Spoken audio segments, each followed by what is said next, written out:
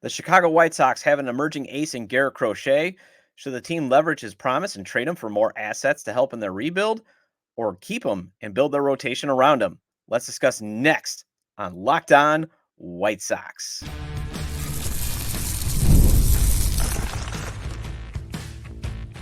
You are Locked On White Sox, your daily Chicago White Sox podcast. Part of the Locked On Podcast Network, your team every day. And hello, I'm your host, Todd Welter, a lifelong Sox fan and the site expert of Southside Showdown, part of the Fansided Network. You can check out my written content at southsideshowdown.com. And also, I've covered Major League Baseball for outlets such as the Associated Press.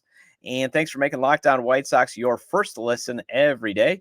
We are free and available wherever you get your podcasts and on YouTube, part of the Locked On Podcast Network, your team every day. And make sure to subscribe to the YouTube channel at Locked On White Sox. Smash the like button. Also follow or subscribe to the show on wherever you get your podcasts and leave a 5-star review. Well, clearly the Chicago White Sox are in a rebuild. And the hope is the Sox can leverage assets like Eric Fetty and Tommy Pham into promising prospects who can be part of the next competitive team. One idea floating out there, at least in White Sox Twitter world, is the Sox should trade Garrett Crochet, as he is an emerging, talented young starting pitcher, still under team control, that could yield a higher return than Fetty. I'll discuss if that is a good idea or not. Then let's talk about Bryan Ramos getting demoted to AAA and if that is the right move to make. And finally, if you're coming to Milwaukee this weekend for the series, I'll tell you about the places you need to hit up before or after the game and also how to get around the ballpark. But today's episode is brought to you by FanDuel. Make every moment more. Right now, new customers get $150 in bonus bets with any winning $5 bet. That's $150 with any winning $5 bet. Visit FanDuel.com/lockedon to get started. So I talked about this when I was on the Blackout Show podcast as a guest. Again, shout out to them for having me on. Had a great time. And that episode is out, so you can download it wherever you get your podcasts. But there is chatter, at least in the White Sox Twitter world, and I love White Sox Twitter world. I'm one of those guys that I just love everybody on there. I do try to be the nice guy on there. I try to be authentic. When I give you a compliment, I mean it. But if you do come into my mentions unsolicited and come in trolling, I will hit back. You know, I look at that as the equivalent of you basically come into my house, go straight to my fridge, try to drink my Arnold Palmers. Yeah, I'm not going to be a fan of that. But anyway, in White Sox Twitter world, the belief is Garrett Crochet should be traded. The logic behind it, as I interpreted it, it's the same way. It's the same reasons why the team should trade Luis Robert Jr. Basically, young assets that you could get on under team control that teams will want because they're young and talented. You know, Crochet has a ton of upside, so he could yield a big return. He will be a free agent in 2027, so he's got 2 more off seasons of team control. And by the time the White Sox are competitive again, he might be a free agent. Because this, I hate to say it, White Sox fans, if this rebuild's probably going to take a couple seasons. Yes, they have only 2 guaranteed contracts for next season, but you still have to pay your arbitration-eligible players and your pre-arb. You still have Jerry Reinsdorf, who puts self-imposed salary caps on there. And the Sox tend to swim in the waters where you're going to probably get a mediocre player by like Andrew Benintendi. But Crochet will be 27 when he reaches free agency, and we know that this franchise has been loath to guarantee big money to pitchers. And the Sox have a ton of young, promising pitching prospects. You know, that's the path that the Sox could take to get back to being competitive by 2027. Because they have a couple pitchers with ace potential. They also have a couple pitchers that at least have the ability to form a very good starting rotation. You know, you got Drew Thorpe, Noah Schultz, Jairo Iriarte, Kai Bush, Mason Adams, Jake Eder, Nick Nastrini, and Jonathan Cannon. So why not leverage Crochet to add another talented arm? Or more importantly, the White Sox system needs bats. But here's where I'm going to push back on that idea. First, his trade value might not be as high as you think, especially if you're in the trade Crochet camp. He came into the season having logged just 73 career innings as a reliever, and he missed the 2022 season with Tommy John surgery. This is his first year as a starter. And yeah, he looks like a dude, but his arm has not taken on this type of workload. The Sox are being very, very careful with his work, with his innings. And another team's going to be like, wait a minute, I'm going to need this guy to pitch down the stretch, and I don't know if his arm is going to hold up. Second, he is prone to a big inning. I've talked about it in the past, but the second inning, he has an 8.25 ERA. Now, that's not going to completely diminish his trade value, but if you're a smart GM, you're going to nitpick to come up with reasons why you shouldn't give up a trade package like the Padres gave up for Dylan Cease.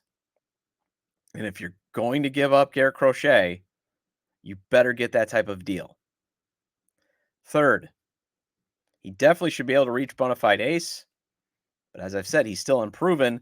So why not roll the dice and let him prove it this season?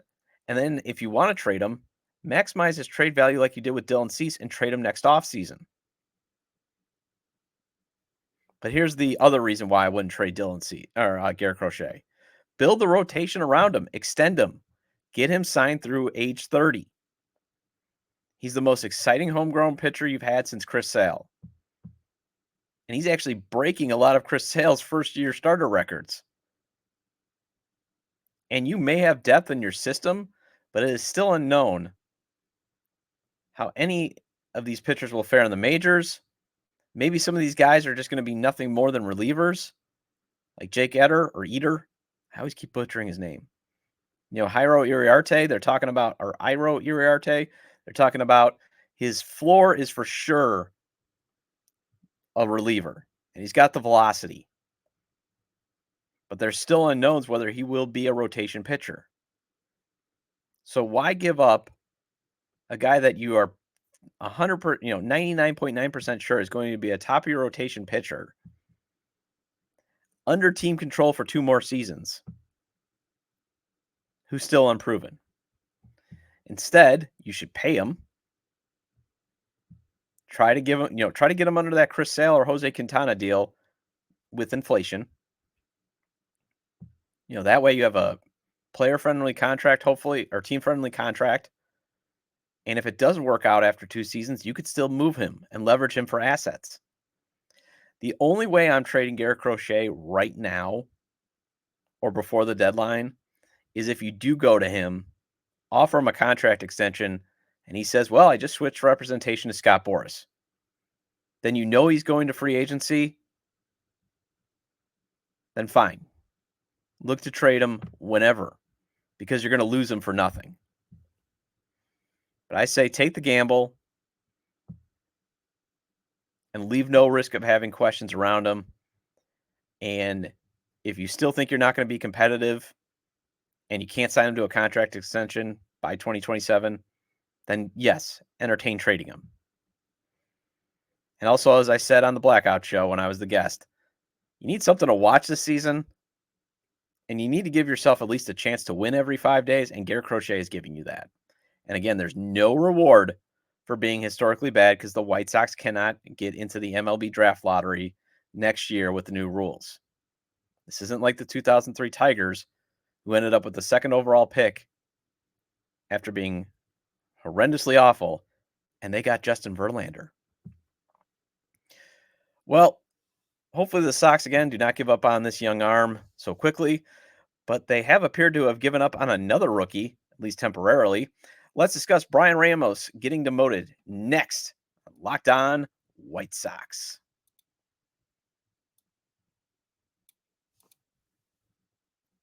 It's winner take all time in the NBA and NHL, and FanDuel's giving you a shot to bring home a big win of your own. Right now, new customers get $150 in bonus bets with any winning $5 bet. That's $150 to bet on spreads, money lines, player props, and more. Right now, the over/under for tonight's game between the Sox and the Brewers is 7.5. The over is going off at minus 128 with the under at 104. The Brewers can hit home runs, but Eric Fetty's on the mound tonight for the Sox. Speaking of home runs, if Paul DeJong is in the lineup, plus 520 for him to hit a home run in homer-friendly American Family Field. So if you put $10 on it, you can cash out at $52 if it hits. Visit FanDuel.com/lockedon and make every playoff shot count. FanDuel, America's #1 sports book.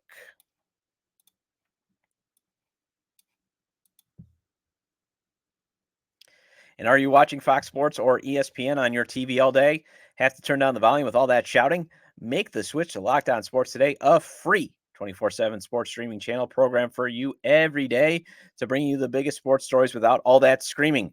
Locked On Sports Today brings you can't miss analysis, opinions, and news streaming 24/7 on YouTube or the free Amazon Fire TV channels app, part of the Locked On Podcast Network, your team every day. And the White Sox travel to Milwaukee to kick off a 3-game series with the Brewers. First pitch tonight is 7:10 p.m. Central. Catch every pitch of the White Sox hometown broadcast with SiriusXM on the SXM app. Search White Sox. And welcome back to Locked On White Sox. I am your host, Todd Welter, and thank you for making the show your first listen. Again, lots of great White Sox podcasts out there. I just hope I'm the first one you take in every day. And make sure to subscribe to the YouTube channel at Locked On White Sox. Smash the like button, turn on those notifications, and also follow or subscribe to the show on wherever you get your podcasts and leave a 5-star review.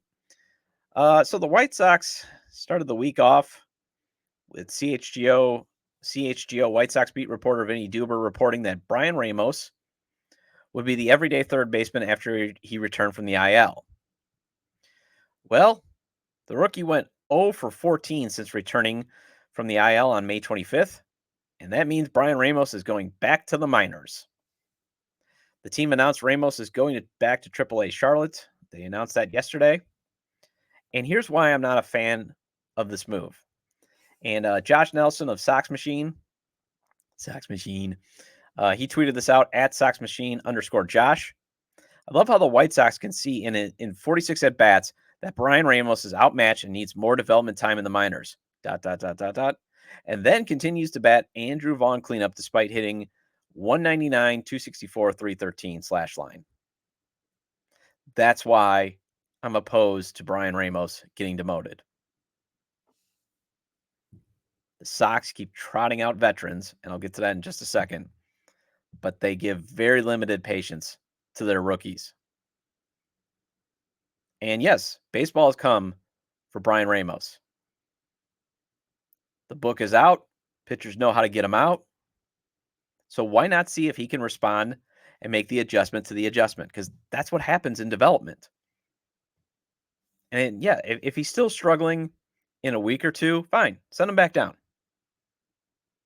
And I understand we don't want to rush him. You don't want to do what is happening to Andrew Vaughn. But it's a lost season. And also, it's not like he's killing your lineup when you keep trotting out automatic outs in Vaughn, Benintendi, and Martin Maldonado. Bryan Ramos going 0 for 14 is not further weakening your offense when you've got 3 really bad hitters right now in your lineup. I mean, Martin Maldonado is more than just an automatic out. He's a guy that should have retired 2 years ago. And Ramos may surprise you. He has shown he can bounce back. He went 0 for 8 in 2 games against Cleveland. And then he came back with 2 hits over his next 2 games before he went on the IL. Like I said, I know there's nothing wrong with being patient. It's a lost season. I still think the Sox have to add, they have to hit on at least 4 or 5 players in this year's draft and another 4 or 5 players on next year's draft to really get themselves in a position where they can be competitive and they got to hit on they got to sign the correct free agents. They basically got to build a team that can hit home runs, catch the ball, control the strike zone, and have pitchers that can get guys out. It's going to take some time. But to me, the reason why I'm just annoyed by this is it's the principle that the veterans get infinite patience and compliments, like being a consistent pillar. That's what Pedro Grifol said about Andrew Benintendi. While Ramos has to go back to riding the bus at Charlotte, and he got criticized by his manager for a hustle play that he got hurt on because he missed a sign. And I'm not saying Pedro was involved in this decision, but the optics that the veterans get patience and compliments, except last Sunday when they faced a very good pitcher who basically shut them down, then they're just flat. But Pedro keeps giving these guys that are struggling, all these pats on the back, basically saying, well, Martin Maldonado, he just got to run into some balls. We know he's not a 100 hitter, even though he's hit under 200 for the past 3 seasons.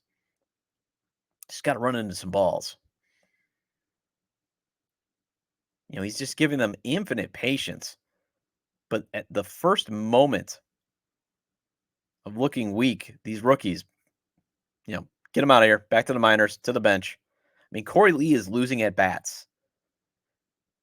Dominic Fletcher and Corey Julks are losing at bats for veterans. Oscar Colas is buried in the minors. Nick Nastrini lost precious developmental big league innings. Jonathan Cannon is also losing precious developmental big league innings. All because you either have a manager who loves his bad veterans or a front office with foolish hopes that other veterans outside of Tommy Pham and Eric Fetty will have trade value, as long as you just keep showcasing them. Now, we'll probably get the explanation today as why Ramos went down. That's when Pedro Grifol is going to speak with the media. I believe James Fegan, he gave his thoughts on the Sox Machine podcast, so check that one out. Like I said, I can play in the sandbox nicely. I just always ask. I'm the first podcast you take in. And I know I shouldn't be getting this bent out of shape because it's not like, Bryan Ramos has been, banished to AAA forever. He's not Oscar Colas. And there's still time for him to come back up this season. He should be the future at third base. He should have at least shown that enough potential that he should be the everyday third baseman next year, or at least given that opportunity, unless you can find a upgrade on the free agent market. And especially since Yoel Moncada's option should not be picked up. So that's why I get that you might be like, Todd, you are overreacting here. And sometimes I do die on hills based on principle. And this one seems like a big one because, again, they keep throwing Andrew Vaughn in the lineup. They keep throwing Andrew Benintendi in the lineup. Martin Maldonado is still on this team. And they are terrible this year, but they still get patience. And I understand some salary plays into that, but they get the patience. And the guys that you should be trying to figure out who should be part of your next competitive team, well, they get sent down to the minors or they get sent to the bench. Well, normally I preview an upcoming series with things to watch for, but the Sox are going to have a tough time beating the NL Central leading Milwaukee Brewers this weekend. And since Milwaukee is 90 minutes away from Chicago, I figured I'd go over some places to get a good meal after the game or before the game if you're coming on up, and other happenings in Milwaukee, just in case you want to say, hey, I want to come up this weekend. So let's discuss that next on Locked On White Sox.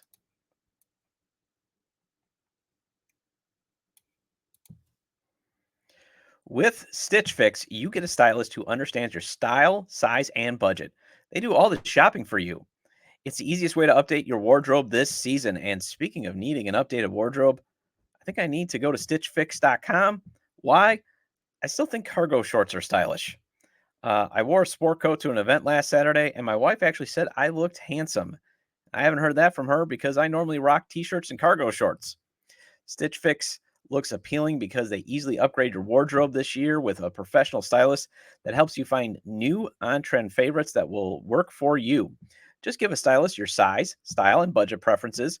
You order boxes and when you want and how you want, no subscription required, and they send 5 just for you pieces plus outfit recommendations and pro styling advice. Keep what works and send back the rest. Style that makes you feel as good as you look. Get started today at stitchfix.com/MLB and get $20 off your first fix. That's stitchfix.com/MLB for $20 off. Stitchfix.com/MLB. Must redeem within 7 days of sign up.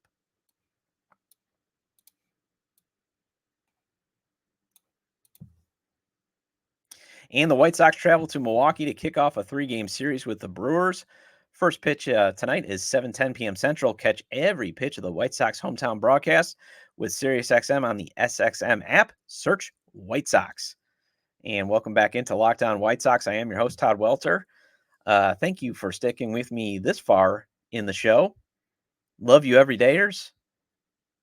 Hope some of you are coming up to Milwaukee this weekend, as again, the Sox are in Milwaukee for a 3-game series. I see on social media, there is a group of you coming up north, especially tomorrow.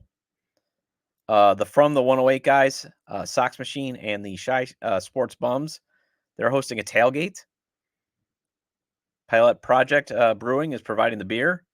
It'll be in the Yount lot. That is the eastmost parking lot.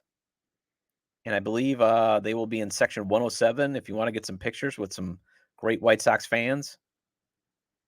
And the SoxMachine.com and From the 108, they've got great written content. And the Bums, that's a great podcast. Again, all I ask is I'm your first listen. I will not be there on Saturday. Got a family event. Trying to convince my wife, can I go tonight? Looking at that Game Time app. I will be there Sunday. So if you see me, say hi. If I look like I'm rushed, it's because I am bringing my daughter, and she's probably going to want to be going on the playground equipment that they have. So if you're bringing your kids, I believe in the upper deck, they've got a kids section, and then on the lower deck, they got this great kids section in right field. So that's the first thing. Bringing the kids, you need to keep them entertained. They got a lot of kid-friendly stuff there. And again, if you're looking for last-minute tickets, Game Time app. Also, if you're looking for the best place to sit and you don't want to be in the sun the entire time on Saturday or Sunday, do not buy in the third base field level. You will be in the sun the entire time if it's out. I believe rain is in the forecast for tomorrow. But hey, they got a roof. The best place to get food at American Family Field, field level, third base side toward the outfield. Trust me.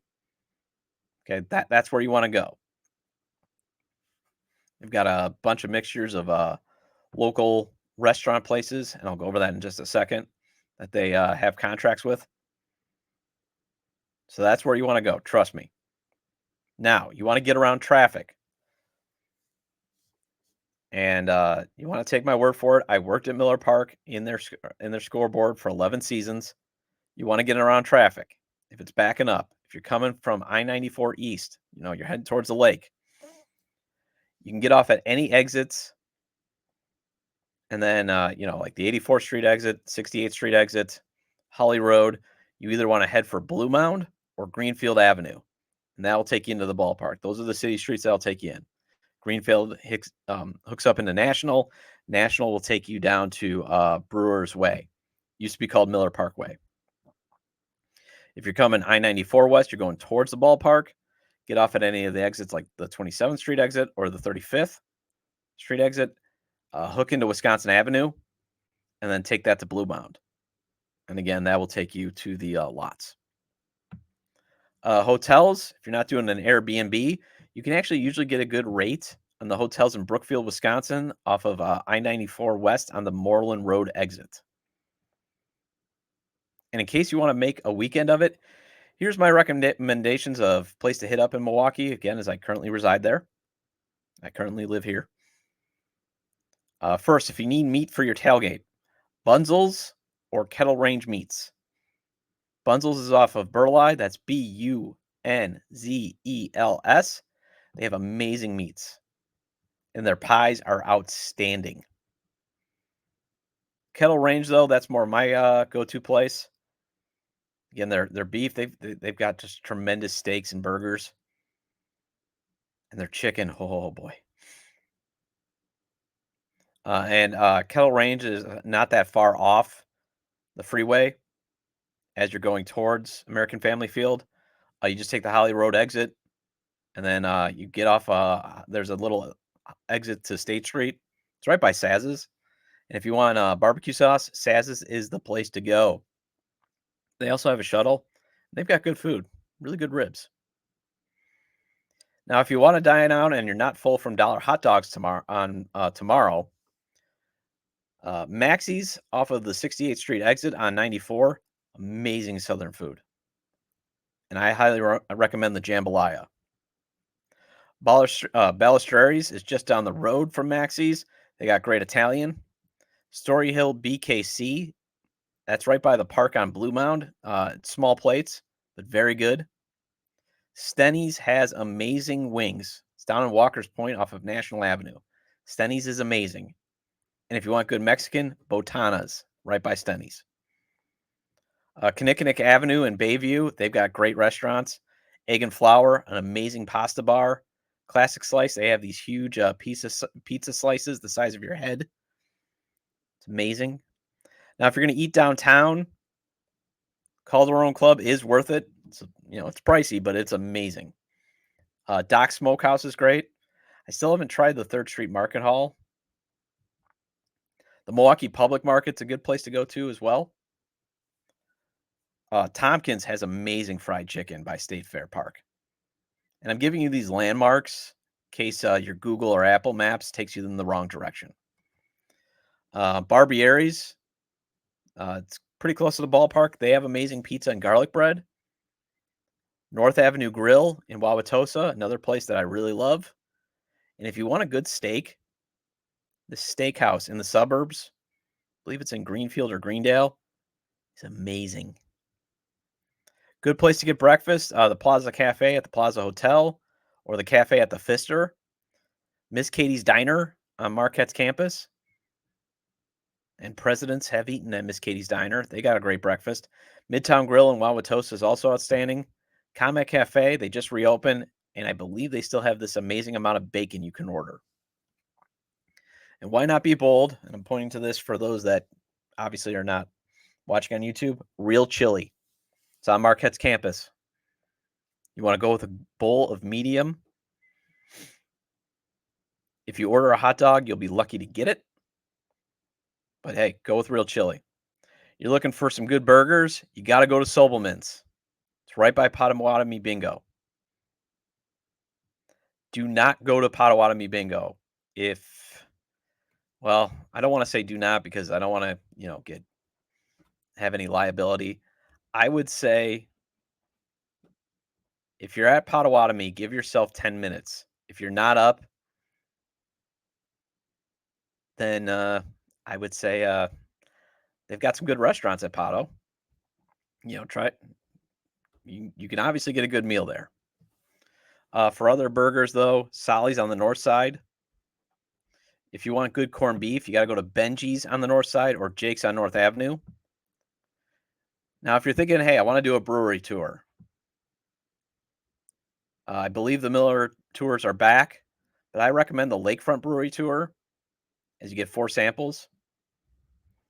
Also, there's a bunch of breweries popping up. Broken Bat in the 3rd Ward. I haven't been there, but it looks neat. They have a little wiffle ball field. If you're going to go custard, you want to go in this order. Leon's, Kopp's, Gillies, then Oscar's. And if you're looking for late night food, Oakland Euros or Ma Fisher's. Local gyros is amazing. Order extra pita bread. They give you a ton of meat. All right, you looking for some bars to hit up after the game? Kelly's Bleachers and Dugout 54 is not too far away from the ballpark.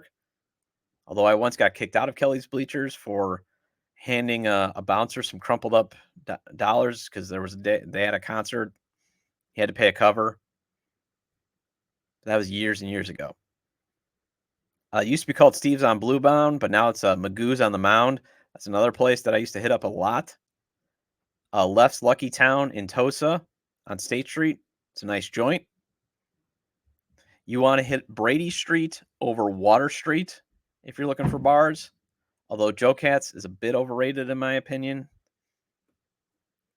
If you want to drink downtown, though, I would say Who's on Third or the German Beer Hall or Major Goolsby's. And there's a nice stretch of bars on North Avenue and Farwell on the east side. Parking is a nightmare, though. The teams usually stay at the Pfister or the Hyatt downtown if you want to see if you can catch a glimpse of the players or maybe get an autograph. Other entertainment, I haven't gone to the Harley Museum, but I hear good things. The Milwaukee Art Museum is very nice. The Old World Streets at the Milwaukee Museum is neat, and you can drink beer at the Milwaukee Zoo. Also, there's a neat mini golf place with a bar off the 60th Street exit on the 894 bypass. I recommend. All right, so there. I've given you my recommendations to Milwaukee. Hope to see you at the ballpark on Sunday. And that wraps up this edition of Locked On White Sox. Before I go, Locked On has launched the first ever national sports 24/7 streaming channel on YouTube. And now it's also available on Amazon Fire TV in the free Fire TV channels app. Locked On Sports Today is here for you 24/7, covering the top sports stories of the day with local experts of Locked On, plus our national shows covering every league. Find Locked On Sports Today now available on the free Fire TV channels app. And I'll be back on Monday to discuss how the weekend series went in Milwaukee. And also I'll give a minor league report since it will be minor league Mondays.